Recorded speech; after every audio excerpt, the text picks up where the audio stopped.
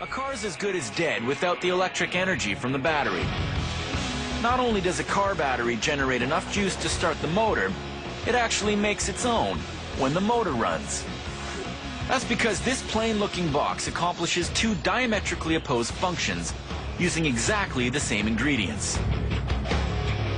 It generates electricity and it accumulates electricity.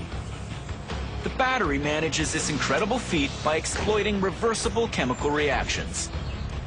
Okay, so how does it work?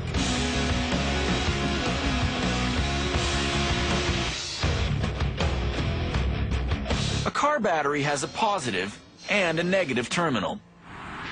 They're connected to the car and send a flow of electrons to power the wipers, headlights, radio, air conditioning, and most importantly, the engine starter. Inside the battery are 6 small energy-producing units called cells.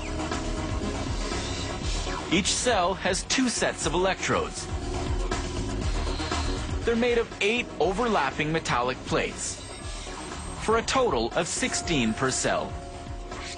Together, the plates form a compact grid. The bigger the grid's overall surface, the more power it generates.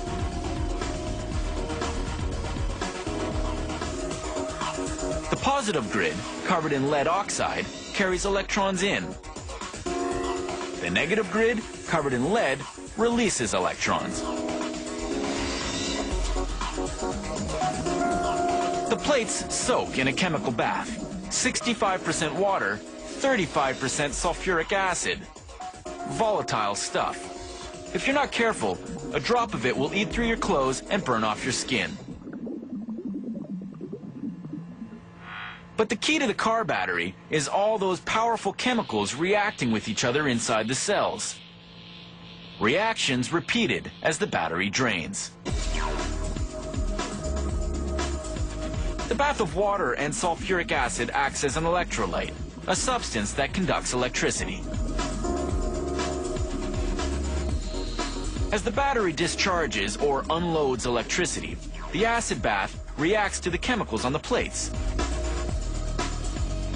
The lead covering one cell grid and the lead oxide covering the other. Dipping them in the electrolyte bath releases particles called electrons. When they start racing in the grids, they create electricity.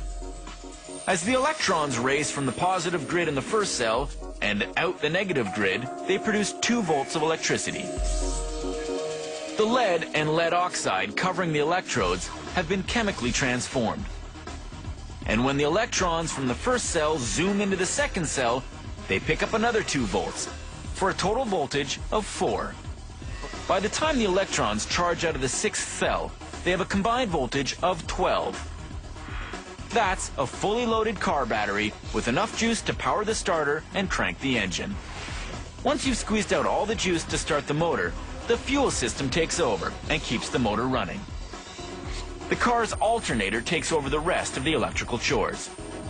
Time for the battery to juice itself back up. It recharges by reversing the chemical reactions. Electrons coming from the car's alternator now enter the battery through the negative grid of the cells and come out the positive side.